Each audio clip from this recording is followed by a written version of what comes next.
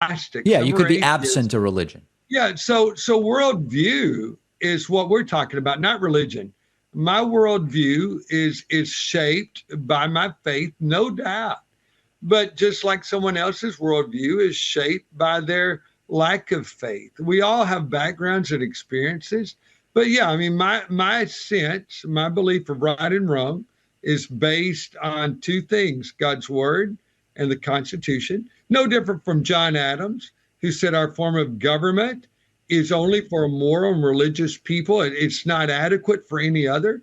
So I kind of hold that same view that John Adams held. David Pakman is once again getting destroyed on his own show. This time he brings on a MAGA guest and he tries to corner him on multiple different issues. And whenever David Pakman can't corner him, he runs away from the debate multiple different times. Let's get into this clip here where this MAGA candidate absolutely humiliates David Pakman on his own show. Today we're going to be speaking with Johnny Teague, who's a Republican running in Texas's 7th congressional district. That includes some of the swanky parts of Houston, Texas, if I understand correctly. Great having you on. I appreciate it.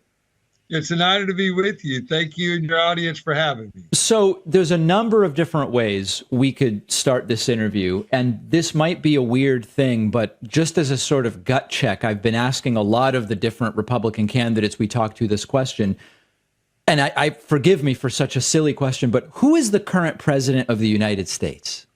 Current president of the United States is a fellow named Joe Biden. Okay, all right, that's a start. Is he a legitimate president in the sense that his election, his presidency represents the will of the voters?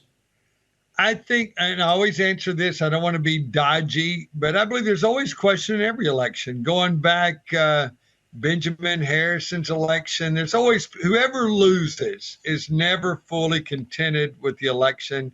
But following the electoral votes and all those other things, President Biden is our president, just like President Trump was elected in 2016 or George Bush in 2000. So, and if the baseline is that the loser always has some questions, is there anything different in 2020 than just the norm of the loser never really being fully satisfied, as you say?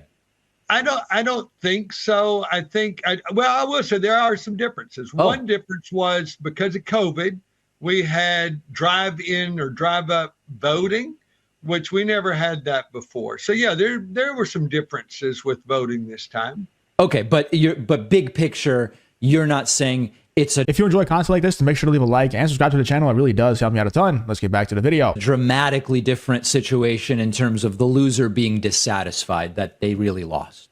No, I mean 1960 was a crazy election. Great questions about it. Every election that Hillary Clinton greatly questioned the 2016. So yeah, I think you're right. All right, about as reasonable an answer as we've heard, I guess, all considered. So, okay, in terms of your platform, one of the things I noticed is that a lot of your background is heavily religiously oriented. I mean, you're a pastor, you have a Master of Divinity, and your religious credentials are certainly very present when one reads about your background.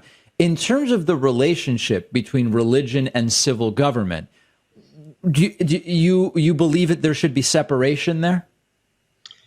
I believe that there had to be separation the way our founders intended. And the way the founders intended was that government never, ever interfered with religion, didn't sponsor religion. It didn't favor one religion over another. That was our founders' intent.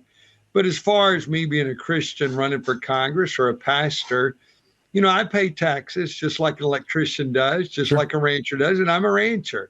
And when our founders said it's to be a government, or really coming back to Lincoln, a government of the people, for the people, by the people, I'm part of the people. And as I pay taxes, as I'm able to vote, a pastor ought to be able to run for office just like an electrician or... What I want you to realize about this as well, David Pakman keeps trying to ask this guy questions, right? In that really snarky, smimey way that he always does. David Pakman loves to be like that super smug guy. And what he's trying to do is he's asking these questions in a super smug way to try and make the person on the other end look stupid. He's trying to make this MAGA guy here. I don't actually know his name. I'm sorry. Respect to him, though. He did a great job here, and you're going to see that here in a second. He tries to ask these questions in such a way that's going to corner the person and force them to give an answer that is black or white, that is making them look stupid, right? Like, who is the current president of the United States? And he says, it's a fella named Joe Biden. And then he just scurries away from that one. And he's like, but do you think this election was legitimate? And the guy's like, well, every single election has questions around it, right? And this one had special, circumstances with, 2020 and the lockdowns and the drive-up voting and mail-in ballots and all this stuff.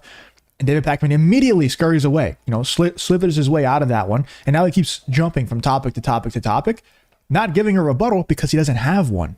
Whenever he can find one of these topics where he does have a rebuttal, wherever he does actually corner someone, then he doubles and triples down on it and he keeps arguing back and forth with the person. But right now, he keeps running away from these different topics because he has no rebuttal to the answers, because this guy's just giving ironclad answers. A publisher or a lawyer. Absolutely.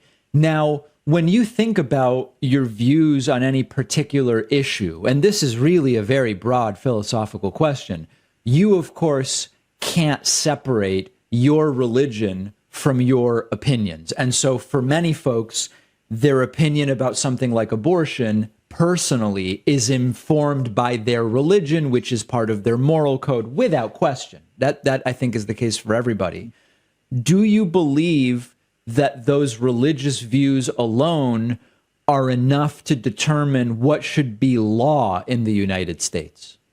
Well, let me come back. You use the term religion. Let me use a different term, worldview. Not everybody has a religion. There are some who are anti-religion. There are some who just are agnostic. Yeah, some you could be atheists. absent a religion. Yeah, so worldview is what we're talking about, not religion. My worldview is shaped by my faith, no doubt. But just like someone else's worldview is shaped by their lack of faith. We all have backgrounds and experiences. But yeah, I mean, my sense, my belief of right and wrong is based on two things, God's word and the Constitution. No different from John Adams, who said our form of government is only for a moral and religious people. It's not adequate for any other. So I kind of hold that same view that John Adams held. Your Twitter account. It's actually a tremendous answer. I don't know if I've ever heard it answered in that way. I'm sure you're going to yell at me in the comments and say, oh, I've thought that way the entire time. I have a comment section full of absolute geniuses. I understand that. Shout out to you guys. But for me personally, I don't know if I've ever actually thought about it that way. And that's a great way to combat the question that David Pakman's trying to ask this guy to paint him into a corner. And the way that he answered that was, David Pakman's like, don't you think your religion is kind of a questionable way for you to be able to decide what is law in this country and what isn't? If people should be allowed to have abortions and not, or not, and things such as that.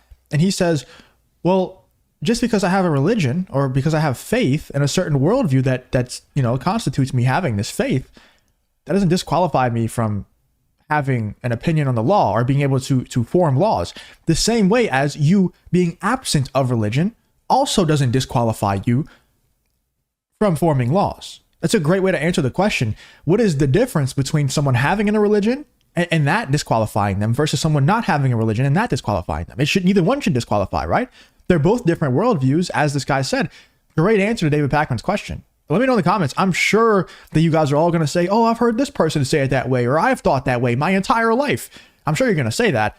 But personally, I've never heard that answer or that question be answered in that particular way. I think it's a great way to answer the question, because that is a point that leftists try to argue all the time. I mean, even people like Bill Maher try to argue it all the time. Bill Maher said something absolutely disgusting, and I think it does represent what the left's view is on abortion and on a lot of these things that, Christians really go against.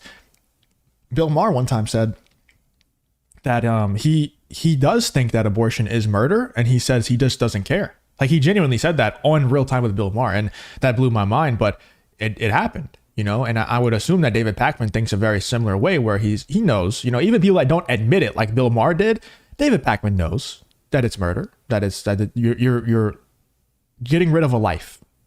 He knows. He just doesn't care. And he's going to use you're not separating church and state enough. You're not separating church and state enough. But that guy makes such a great point to David Pakman's point, in that having a religion shouldn't disqualify you from forming laws, just as not having one shouldn't disqualify you. So I agree with 100%. Actually, I mean, I don't 100% agree. I personally, in my personal opinion, I think we should only have Christian lawmakers. And I know you're going to get pissed off at that. I personally think we should only have Christian lawmakers because I think following the law of the Bible is the right way to go. And even for people who don't believe in Jesus and don't believe in God, I think it's pretty obvious that if everybody were to just follow the law of the Bible, then we'd have a pretty great society, right? Like we wouldn't have murder, you wouldn't have stealing, we wouldn't have adultery, we wouldn't have any of those things. But I know it's never going to happen and people will never agree on that. But I think we'd be in a great place if we had genuine Christian lawmakers and only Christian lawmakers personally. But I know you're going to get pissed off at that. Is really interesting. Now, I guess I should say, but do you run your own Twitter account or does someone else run it? I don't. That Twitter thing, I guess President Trump was a big Twitter fella. I'm not a Twitter guy. I have a little lady that puts things out there who volunteers for the campaign.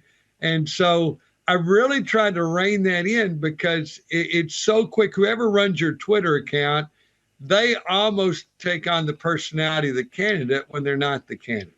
The reason I'm glad you're telling me that, because I don't even know if you know this, but on your Twitter account, there's a lot of QAnon stuff. Now, just like have you ever heard the term QAnon before? I have. And when you say there's a lot of QAnon, I know in 2020, the lady who did my Twitter thing put out a QAnon. There was something that QAnon put out that she liked and shared it. I guess that's what you do with Twitter.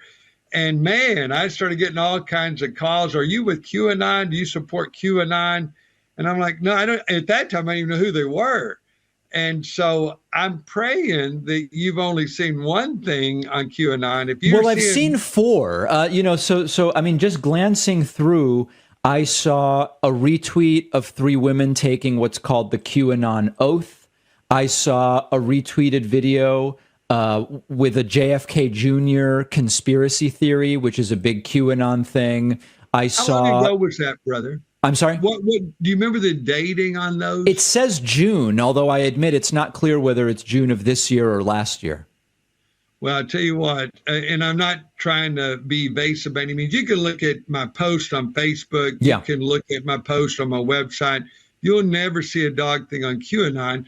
But if what you're saying is correct, and when we finish, I will make sure to check that. Fair. I'll shut the Twitter account down. Okay. But so you seem to be clear, like you have nothing positive to say about QAnon, and you're not associated in any way with that.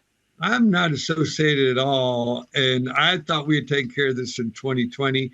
We have a sweet lady named Miss Eileen, and Miss Eileen, I don't know why he's even trying to put pressure on this. Like, this is one of those ones where he's not just asking the question, getting an answer, and slithering on, because he knows, David Pakman knows that he can corner this guy on this particular instance, and he's literally just saying, I don't run it. I don't run my Twitter account, so my bad. Because my employee is, looks at QAnon or whatever. I don't even know what the posts are that he's referring to. But according to David Pakman, it's QAnon post. Who knows what it actually is? It's like they use QAnon as like some kind of slur now. It's kind of crazy. But let me know in the comments, you guys think about David Pakman trying to put this guy in a corner, and he just humiliates him every single time. I think he answered these questions in such a great way that really just put everything that David Pakman was asking him and trying to corner him on to bed. Let me know in the comments, you guys think about this whole David Pakman versus this MAGA guy on his own show.